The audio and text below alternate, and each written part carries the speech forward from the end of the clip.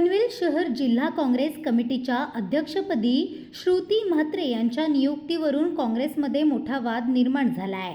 पक्षाचे नेते राहुल गांधी यांनी मांडलेल्या संघटन सृजन संकल्पनेला हरताळ फासून ही नियुक्ती करण्यात आल्याचा आरोप करत अनेक नगरसेवक, पदाधिकारी आणि कार्यकर्त्यांनी तीव्र नाराजी व्यक्त केली आहे। पनवेलमधील काँग्रेस भवन येथे पदग्रहण सोहळा सुरू असतानाच शेकडो नाराज कार्यकर्ते थेट मुंबईतील टिळक भवन येथे दाखल झाले। कार्यकर्त्यांच्या मते स्थानिक पातळीवरून सुदाम पाटील आणि हेमराज म्हात्रे यांच्या नावांची शिफारस करण्यात आली होती, मात्र नियुक्ती प्रक्रियेत पारदर्शकता ठेवण्यात आली नाही। यावेळी कार्यकर्त्यांनी प्रदेशाध्यक्ष हर्षवर्धन सकपाळ यांची भेट घेत नाराजी व्यक्त केली आहे। आगामी 15 दिवसात हे प्रकरण वरिष्ठ नेतृत्वांसमोर मांडून तोडगा काढण्याचे आश्वासन सकपाळ यांनी दिल्याची माहिती समोर आली आहे।